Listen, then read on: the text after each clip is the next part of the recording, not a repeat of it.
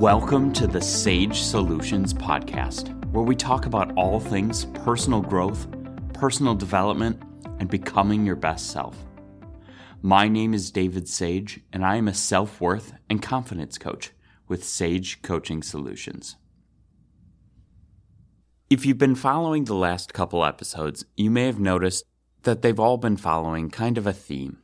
We've been talking about the holiday season because it's relevant to everyone. We're all living through it right now. And there's many different aspects to the holiday season. Often the holidays are a time of the highest highs and for some people the lowest lows, which also means that many different personal development topics are at their most important. Today's episode has to do with the social aspect of the holidays. During the holiday season, many of us get together with friends and family that we may not get to see very often, either because of how busy our lives get, or because some of these people don't live near, or you don't live near. And this is when you get to go back, or have them come back, and everyone see each other. We all have different families, and families can be very complex. Different people seem to play different roles within families. Sometimes it just fits together like pieces of a puzzle, and other times it seems like pieces from different puzzles. Families are complex because social dynamics are complex, and humans are complex. So when you put together a bunch of people who are linked by birth, who each have their own complicated and very individualized lives, occasionally there's going to be some friction. So how do we navigate the social aspect of the holidays in the best way that we can? Well, that's exactly what today's episode is all about. Today, you're going to learn how to win family and deal with difficult people. And yes, for anyone that's read the book, this is a play on the title of possibly the most popular book on building your social skills of all time, How to Win Friends and Influence People. And we will be discussing some of the topics covered in that book. Before we get into it, our goal with this podcast is to share free, helpful tools with you and anyone you know who is looking to improve their life. So take action, subscribe, and share this podcast with them. With the holidays just around the corner, a lot of us are getting ready to spend time with family. And while that can be a beautiful time of connection, it can also bring some challenges. Let's be real. Sometimes our families can push our buttons, or we might be dreading having some difficult conversations with certain people. Now, to be clear, I love my family. I am excited to see my family this holiday season and every holiday season. But every family is different, and we all have dramatically different family circumstances. I also want to point out that these skills are not exclusively for dealing with family. The concepts that we're going to talk about today can be used in your everyday life to build better connections with people or to deal with difficult people that you may work with. So buckle up, because we're going to talk about one of my personal favorite topics, social dynamics. In today's episode, I want to talk about how to win with your family. No, not in a competitive way, but in a way that helps you build deeper, more positive connections. And of course, we'll also talk about handling those difficult personalities, especially with the holiday stress in the mix. So whether you're gearing up for family gatherings or just looking to improve your relationships, this episode is for you. Let's dive right in. Family is complicated, especially around the holidays.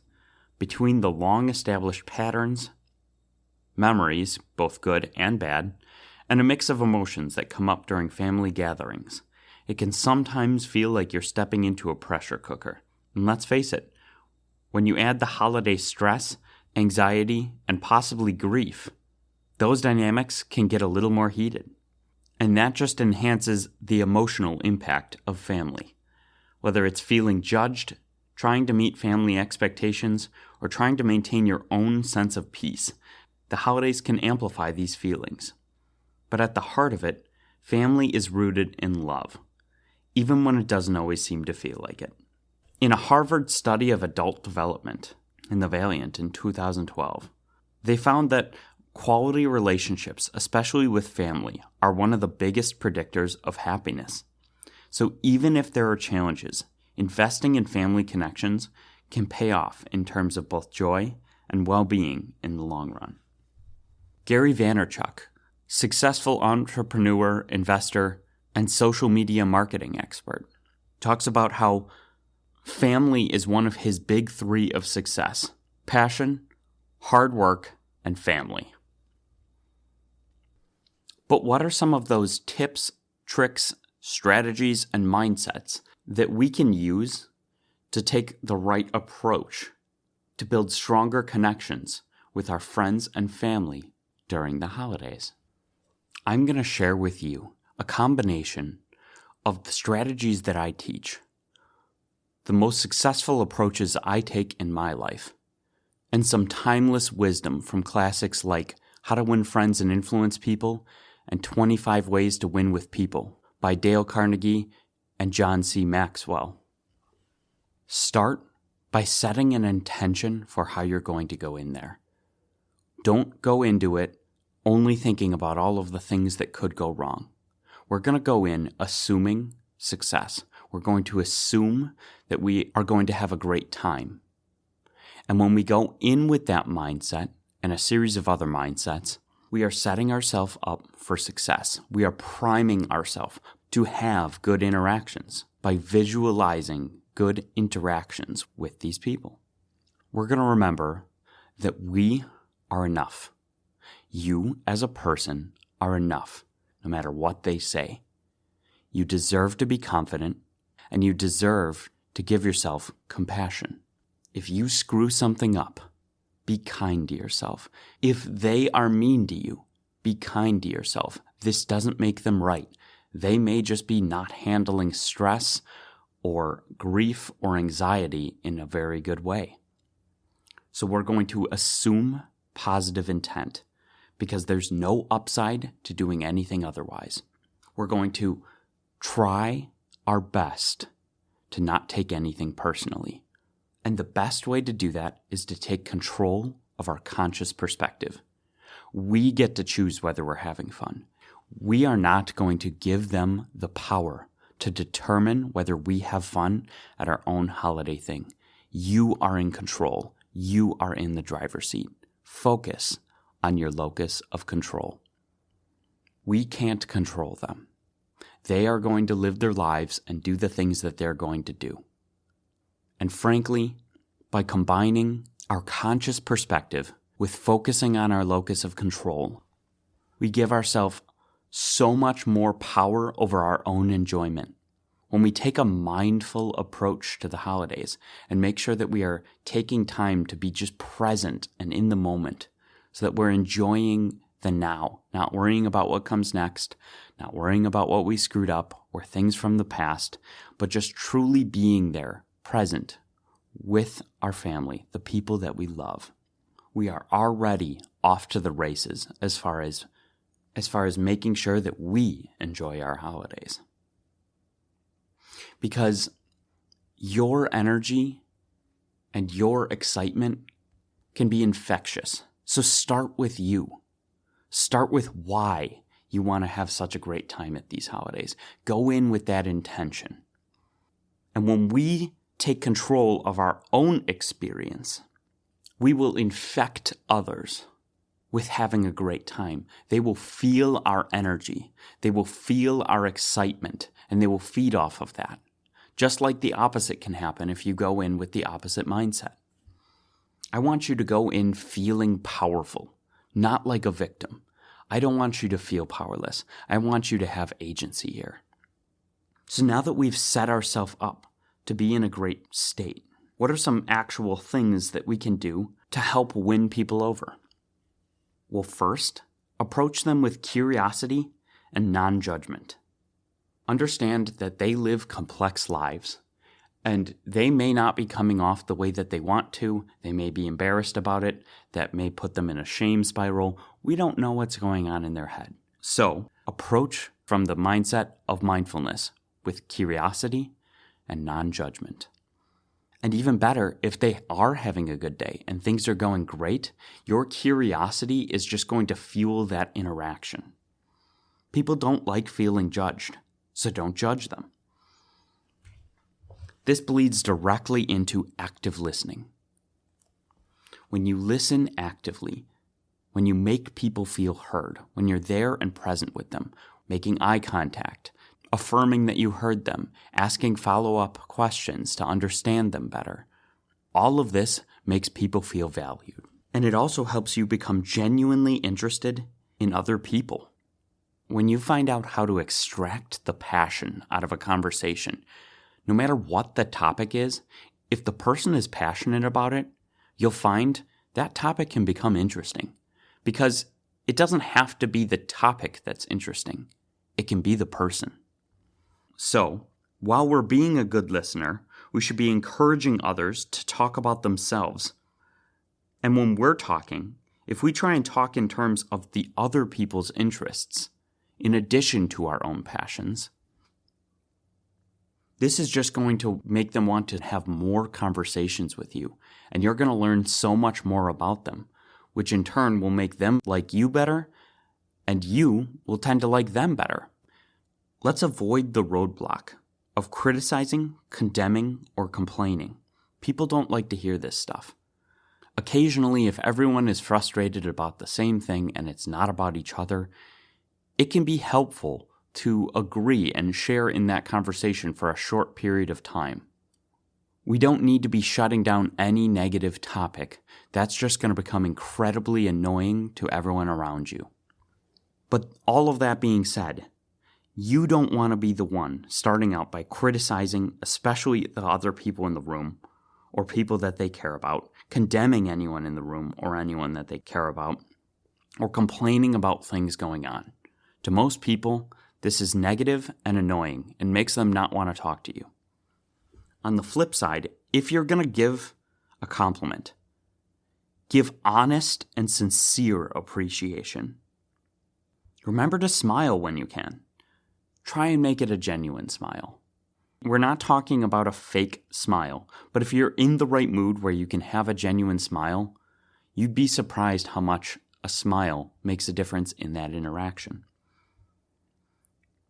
Now, this may not necessarily come up as much when it comes to people, but remember that a person's name is the sweetest and most important sound to them.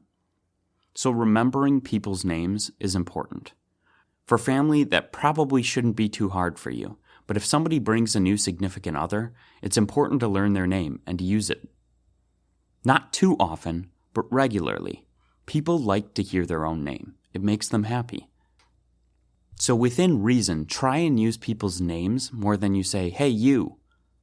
Whenever you can, in a natural way, try and make the other person feel important with sincerity. When you're trying to win with people, never blatantly say, "You're wrong."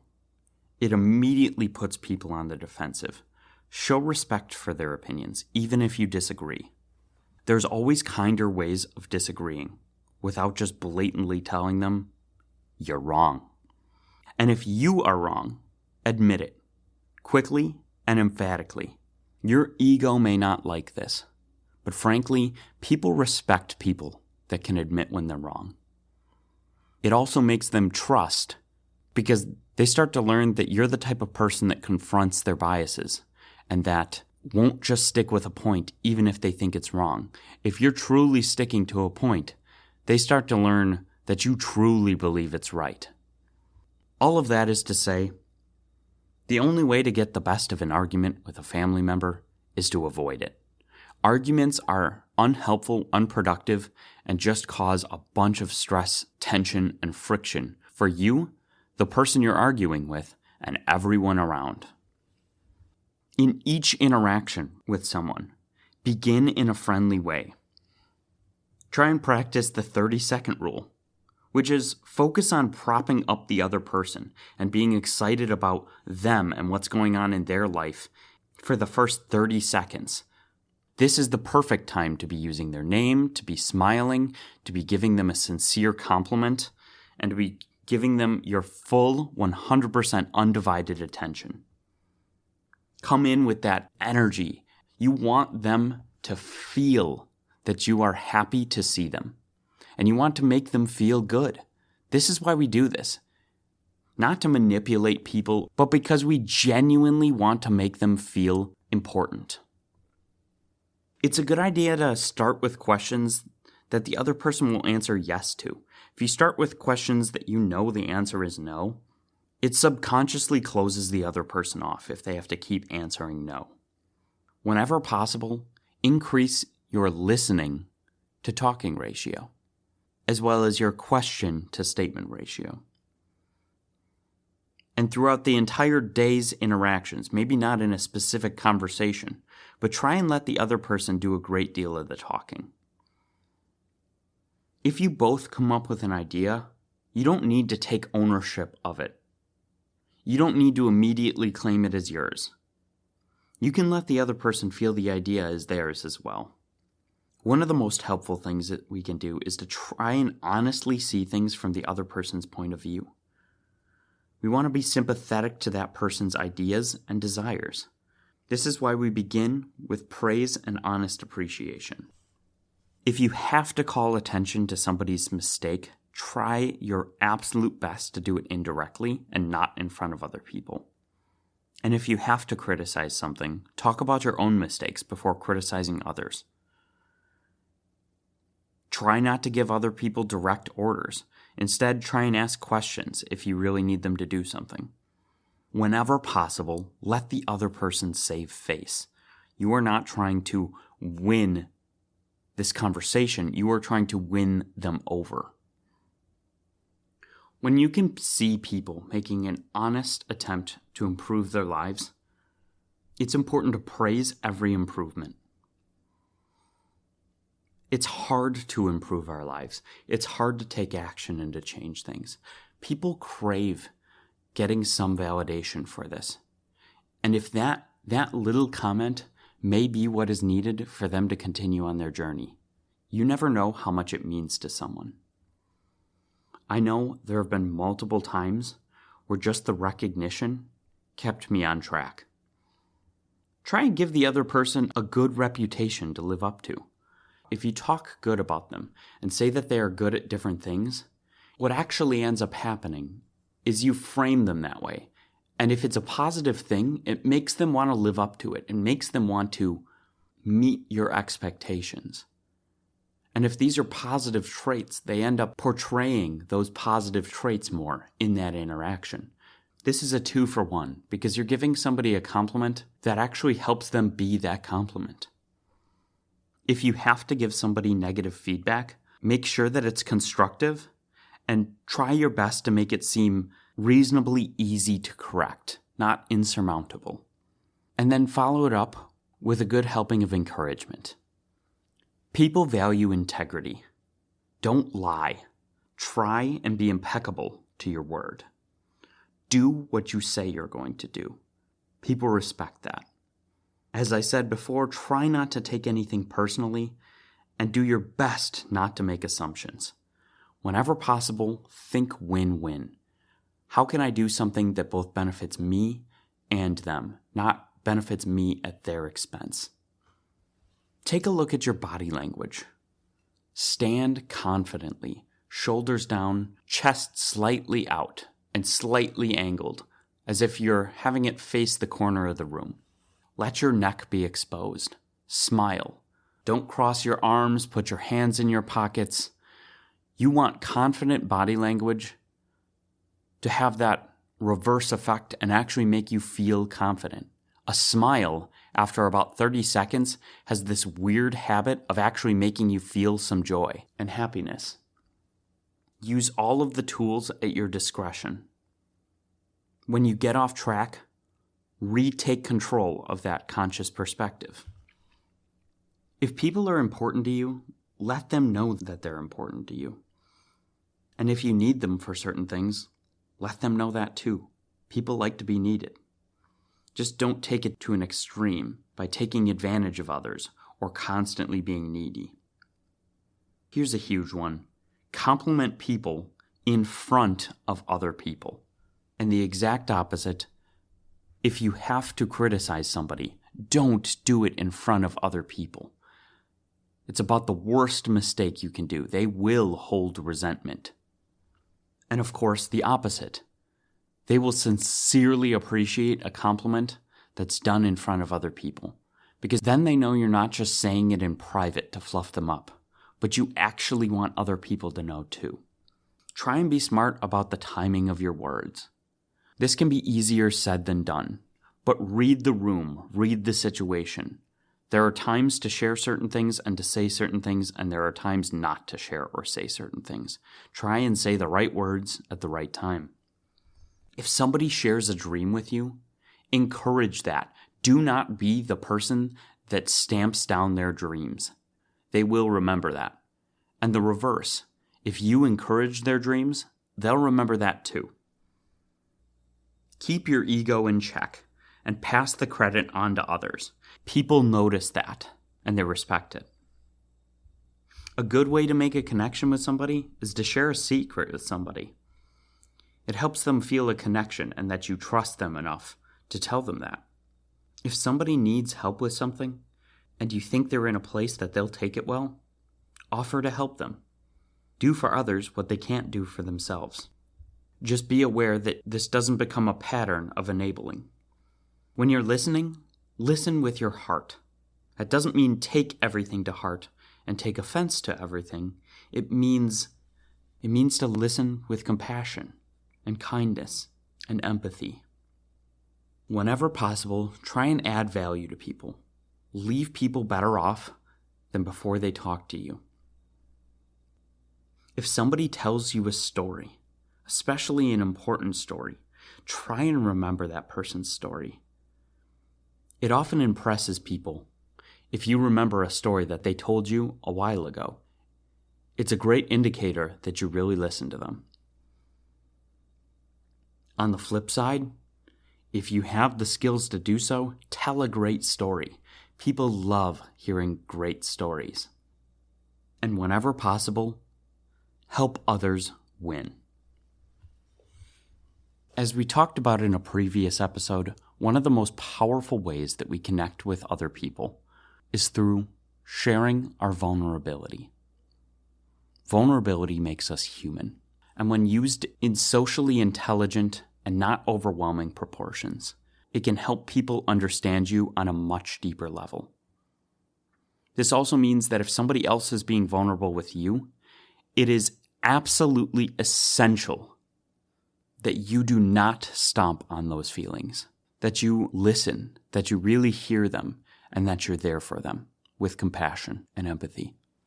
Because if you judge someone or criticize them when they're trying to be vulnerable, it is the equivalent of somebody showing you a vital spot and you stabbing it. This is one of the worst things you can do to make a good connection. Now, you might be noticing that you have some family members that seem to be doing the opposite of most of the things I just talked about. And you might be thinking, well, how do I deal with somebody that's doing all the wrong things? Well, it's not about right or wrong. We only have control over ourselves, but we are in situations where we may have to deal with difficult people. So how do we do that? Let's start with a couple ground rules. Like we said before, curiosity and non-judgment. Assume positive intent. Remember the golden rule. Treat others as you wish to be treated. Remembering it doesn't mean that it gives you the excuse to do to them what they're doing to you. Be the bigger person, because an eye for an eye leaves the whole world blind. And hate hurts you too. Our primary strategies here are going to be using our conscious perspective to shift focus and to keep ourselves on track, and to use our locus of control to let go of the things that we can't deal with. When somebody is trying to pick an argument with you, or trying to pick a fight or cause a problem with you, picture a game of tug-of-war, and you're both pulling on the rope. What happens when you let go of that rope? What happens when you don't engage? The other person falls. They don't know what to do. They're looking for a reaction. Don't give them that reaction. Let go of the rope. They don't hold power over you. You do. And this is where Mel Robbins talks about let them. Just let them do what they're going to do. I'm not saying blatantly ignore them, but you don't have control over them. If they want to make a mistake, if they want to do something, if you don't like what they're doing, it's not your job. Let them. Now, if they're going to blatantly attack you, I'm not saying you should just let them. I'm saying this is where it's important to set a boundary in a respectful manner. Calmly and respectfully set a boundary. Say, hey, I didn't appreciate that, and I have too much respect for myself to accept being treated that way. I'm not coming down on you.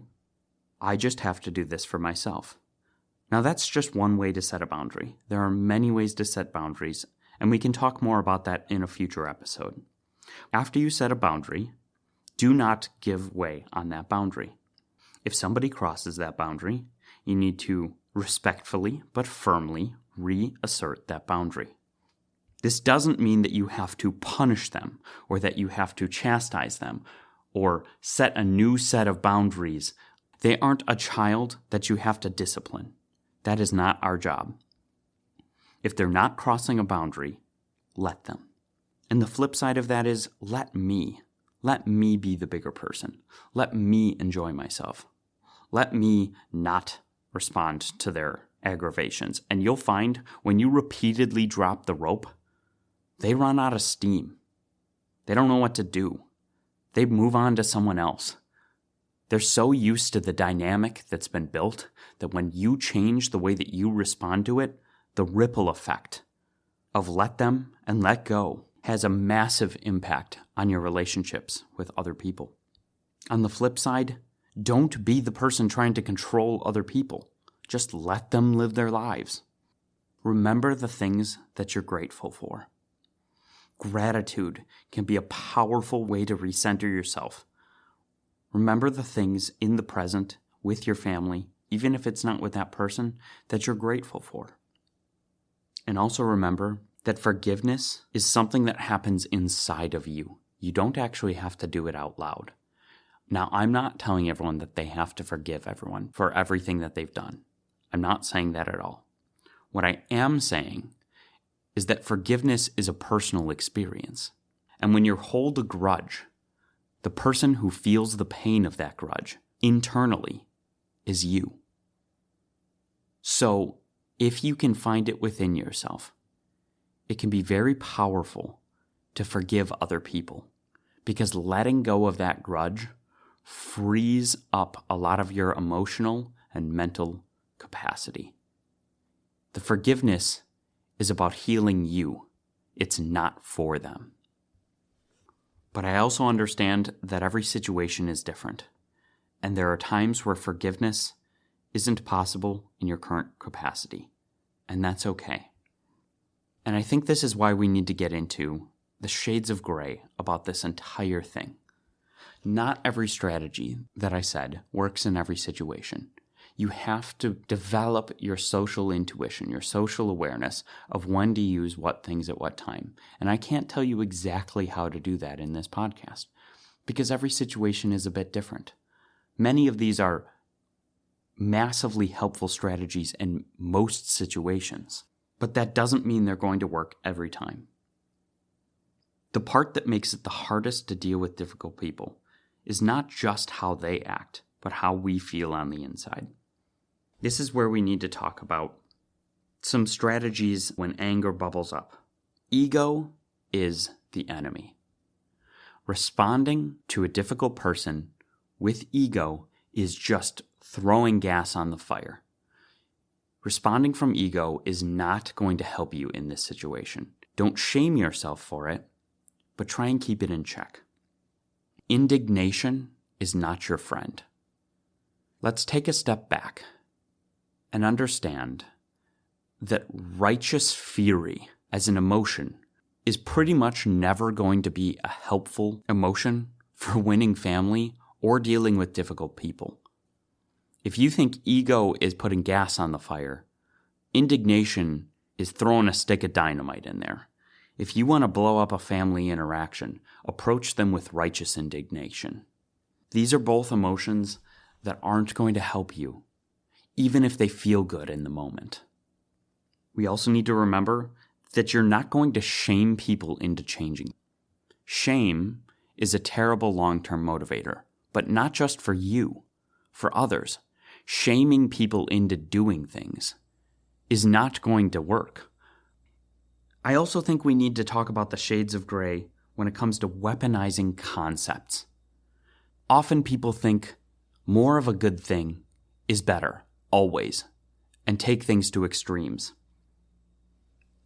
If you're not careful, we can weaponize things like boundaries. It's easy to turn around and weaponize concepts by criticizing others for not using them, by setting unrealistic or over-the-top boundaries, or overreacting when a boundary is crossed. People don't realize that personal development concepts can be weaponized if used in unhelpful proportions. We can shame people for not taking control of their conscious perspective or for staying in their locus of control. We can invalidate others' emotions by telling them just be more disciplined.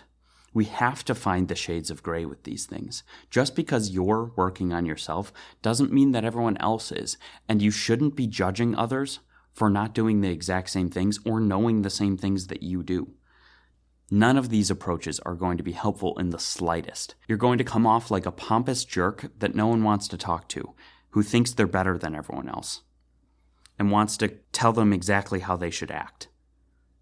I also want to talk about some overused words, powerful words that have very useful meanings, and when they're truly taking place, are incredibly important topics. But I often hear them used for the smallest things or in situations where they're not applicable. Words like toxic. Many people call anything that's a little bit bad or not totally healthy toxic. Toxic is a strong word.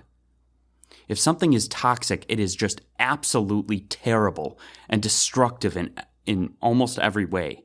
Toxic means it's like corrosive and killing things. People use toxic when somebody says something slightly judgmental. We need to stop overusing some of these words, because when you use incredibly strong words for minor offenses, you're both inflating something way out of proportion and degrading the real meaning of the word. The same thing is used for gaslighting. Gaslighting is not the same as saying something that's not true or lying. Gaslighting is trying to manipulate somebody's reality to make them feel like they're crazy. That has to be the full intention, not just I lied for my own good or said something that wasn't true. It is a sinister act of trying to make someone feel like they are losing their mind. And the last one is traumatic. Now, trauma is a broad term and can happen for many different reasons. But breaking a pencil during an exam is not traumatic. When we dilute the word and use it for anything that's not positive, we are also disrespecting people that are going through real traumas, both big and small. We need to have some shades of gray on these things. And when we overuse these words, they tend to create a recipe for disaster. So to circle back, in order to connect with difficult family members, it's essential to understand where they're coming from. Active listening involves not just hearing their words, but also understanding the emotions behind them. Dr. John Gottman, a leading researcher on relationships, emphasizes the importance of listening with empathy and without judgment, just like in mindfulness. Like we talked about, boundaries are key in all relationships, particularly with difficult people. Setting clear, respectful boundaries can prevent resentment from building up and allow for healthier interactions. Research from the Mayo Clinic indicates that setting emotional boundaries can improve self-esteem and reduce stress in relationships. Using I statements to avoid blame can also be a helpful strategy. Instead of saying, "You always make me feel frustrated," try saying, "I feel frustrated when." This allows you to express your feelings without accusing or blaming the other person, which can prevent defensiveness. You can also use one of my favorite strategies, which is where you say, the story that I'm telling myself is, which basically means this is just what's going through my head. It doesn't make it true. And you can even say that. The story that I'm telling myself is, and then say what it is. The most important thing in communication is hearing what isn't said. Peter Drucker. Another helpful thing is to try and be understanding of people with difficult personalities. Difficult people often exhibit certain behaviors, aggression, defensiveness, or constant negativity. That can change even the most patient individuals. According to psychologist Dr. John T. Cacioppo, people tend to respond negatively to perceived social rejection, which can drive defensive or difficult behavior. Understanding this can help you approach difficult people with more empathy and less frustration. Stay calm and don't take everything personally. When dealing with difficult people, it's easy to get caught up in their negativity or attacks, but it's crucial to remain calm. Emotional regulation, a concept studied by Dr. Daniel Goleman, is key to maintaining composure in high-stress situations.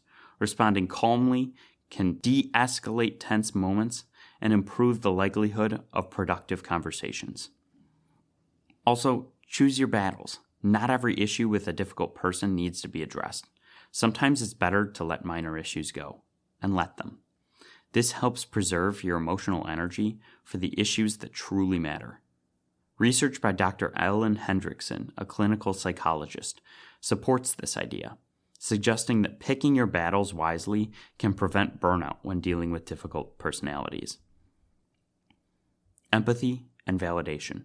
Try to understand the perspective of the difficult person. Validating their feelings, even if you don't agree, can go a long way. According to the National Institute of Mental Health, validating helps people feel heard and understood, which can lead to more cooperative behaviors. You will never influence the world by trying to be like it. Family dynamics can be complicated, and dealing with difficult people can be exhausting. But by implementing strategies like active listening, setting boundaries, conscious perspective, focus on your locus, let them, and staying calm, you can improve these relationships over time. Remember, personal growth often involves navigating difficult conversations and building stronger connections through empathy and understanding. I hope these strategies help you strengthen your family relationships and handle challenging personalities with grace. And remember, you are enough, and you deserve true confidence and self-compassion.